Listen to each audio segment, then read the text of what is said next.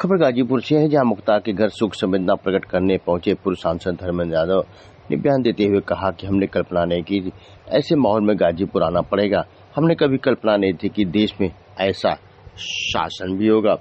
वहीं धर्मेंद्र यादव की गाजीपुर मोहम्मदाबाद स्थित मुख्तार अंसारी घर पहुंचे थे, जहां उन्होंने परिजनों से मुलाकात कर शोक व्यक्त किया।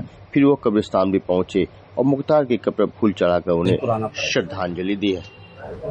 जो घटना हुई पूर्व विधायक मुख्तार अंसारी साहब के साथ, जो उनका निधन हुआ, और निधन ही नहीं, उनके स्वाभाविक निधन होता तो एक अलग बात थी।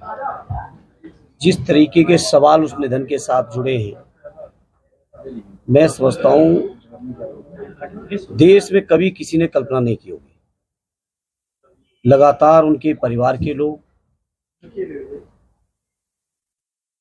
न्यायालय में अर्जी लगा रहे थे। माननीय सर्वोच्च न्यायालय तक उनकी अर्जी इस बात को लेकर गई थी कि जेल में रह के वो अपने को सुरक्षित महसूस नहीं कर रहे। और माननीय सर्वोच्च न्यायालय में उत्तर प्रदेश शासन के प्रिंसिपल सेक्रेटरी होम ने एफिडेविट दिया, और उनके एफिडेविट पर विश्वास करके माननीय न्यायालय ने डायरेक्शन दिया कि उनकी सुरक्षा और स्वास्थ्य का इंतजाम रखना सरकार की जिम्मेदारी है। इस बात का सरकार ने एफिडेविट दिया कि करेंगे। लेकिन बावजूद इसके जो परिजनों से मिलने के बाद सभी चीजों को जो समझने का मौका मिला, जितना मैं समझा, उनके परिवार में उनके बड़े भाई और इस क्षेत्र के बहुत जिम्मेदार नेता, वर्तमान सांसद भी हैं, पहले भी रहे, कई बार के विधायक आदरणीय अफजाल साहब से बात हुई, परिवार के और साथियों और लोगों से, परिवार के लोगों से बात हुई, उनके बेटे उमर साहब से हुई, मनु से हुई।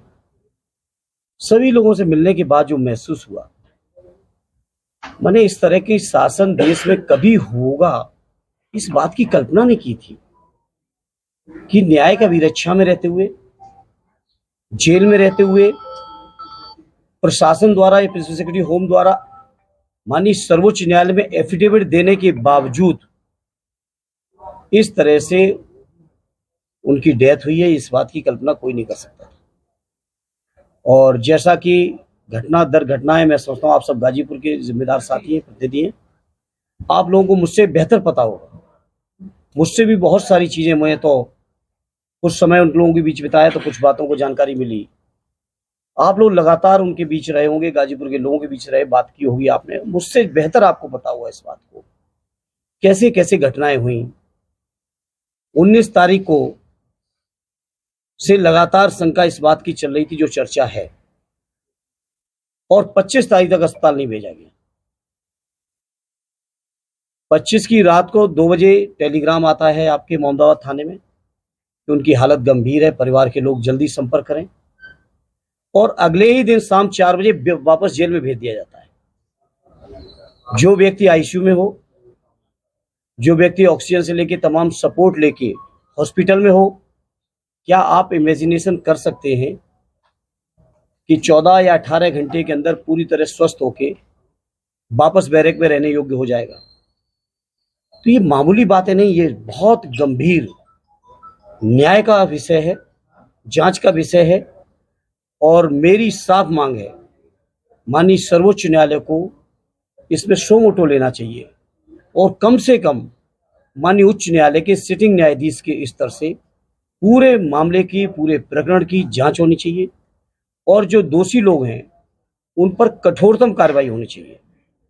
क्योंकि इस तरह संस्थागत और ना इस तरीके से न्याय का विरक्षा में रहते हुए प्रदेश में घटनाएं जो हुई हैं, एक अभी केवल मुख्तार जी की ही नहीं हुई है, उससे पहले अतीक अहमद साहब की हुई, उनके भाई अशरफ की हुई, उससे पहले विकास दुबे की हुई, उससे पहले मुन्ना बजरंगी की हुई। लगातार न्याय का विरक्षा में रहते हुए लोगों की जो सुनियोजित और संस्थागत हत्याएं हो रही हैं, ये देश और प्रदेश के लिए बहुत गंभीर चिंता का विषय है। और गाजीपुर के लोगों, आप लोग बहुत जागरूक लोग हैं, और मैं समझता हूँ वैचारिक चीजों की वानगी है गाजीपुर, ये पूर्वांचल की धरती। आप लोगों को इन मुद्दों को बहुत गंभीरता से, बिना राग द्वेष के, बिना पक्षपात से, सच्चाई के साथ उठाना चाहिए। मैं आप सबसे अपील करूंगा। प्रथम दृष्टया क्या लगता है मुख्तार अंसारी वाले मामले में? देखिए, मैं जो परिवार के लोगों ने बताया वो मैं आपको बता चुका हूं। आज आप गए थे अंसारी अंसारी साहब के घर, क्या बताया लोगों ने? मैंने यही तो बताया, मैंने आदरणीय अफजाल अंसारी साहब को कोट किया आपके सामने। और ये घटनाएं जो मैं आज आपको बता रहा हूँ, ये सारी घटनाएं उन्हीं के जुबान से मैं सुनने के बाद आप सबके बीच अपनी बात को रख रहा हूँ। परिवार के लोगों को पूरी की पूरी शंका है कि उनकी ये स्वाभाविक मृत्यु नहीं है। जिस बीमारी का हवाला दिया जा रहा है वो बीमारी स्वाभाविक नहीं है। वो इस बात की शंका जाहिर कर रहे हैं, हो सकता है ऐसी परिस्थितियां पैदा की हों कि कहीं ना कहीं ये बीमारी बढ़ी हो। लेकिन जहां माननीय न्यायालय में एफिडेविट दे रखा हो प्रिंसिपल सेक्रेटरी होम द्वारा, रुको, वहां पे अगर इस तरह की बात होती है तो बहुत, मैं समझता हूँ अफसोसजनक के साथ साथ बहुत चिंता की बात है कि आखिर देश कानून से चलेगा कि नहीं चलेगा। देश कुछ लोगों की मर्जी से ही चलेगा क्या, कुछ लोगों की मानसिकता से ही चलेगा, या देश कानून के साथ या जो न्यायिक प्रक्रिया है उस प्रक्रिया से गुजरते हुए चलेगा। सर, पोस्टमार्टम रिपोर्ट में जो रिपोर्टें आ रही हैं मीडिया की तरफ से कि हार्ट अटैक से डॉक्टर ने बताया, नहीं, बहुत सारी बातें जो सरकार नहीं कह रही है वो उनके परिवार के लोग कह रहे हैं। जी, आप एक बहुत जिम्मेदार समाज के नागरिक हैं, हम आप सभी, क्या परिवार की इन सब बातों को अनदेखी किया जा सकता है इतनी बड़ी घटना में? क्या हम में से किसी के परिवार के साथ भगवान न करे कभी ऐसी नौबत आए, क्या आप अनदेखी कर पाएंगे इन बातों को? इसी समाज बहुत संवेदनाओं से बना है।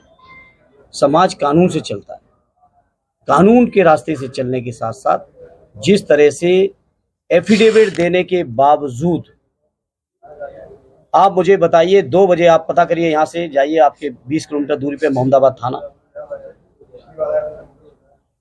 19-20 की रात में 2 बजे 25 की रात में, 25-26 की रात में टेलीग्राम आया कि नहीं आया कि हालत ना